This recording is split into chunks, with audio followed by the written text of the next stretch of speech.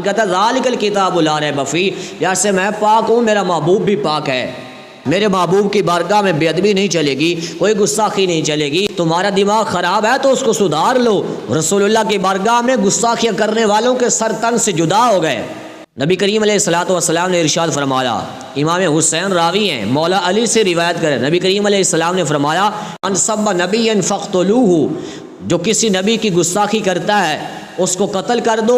ومن سب اصحابی فضربوہ، جو میرے کسی صحابی کی بے ادبی کرتا ہے، گستاخی کرتا ہے تو اس کو کوڑے مارے جائیں۔ تو اب ان لوگوں سے پوچھنا چاہیے، نبی کی گستاخی کرنے پر ان کا سر کاٹ دینا چاہیے جو رسول اللہ کی گستاخی کرتے ہیں، اور کسی صحابی کی گستاخی کرنے پر فرمایا حضور نے ومن سب اصحابی فضربوہ، تو اس کو کوڑے مارے جائیں۔ تو اب جو حضرت امیر معاویہ پر بکواس کرتے رہتے ہیں، جو حضرت امیر معاویہ کو غلط کہتے رہتے ہیں، اب ان بے وقوفوں کو کوڑے لگانے چاہیے۔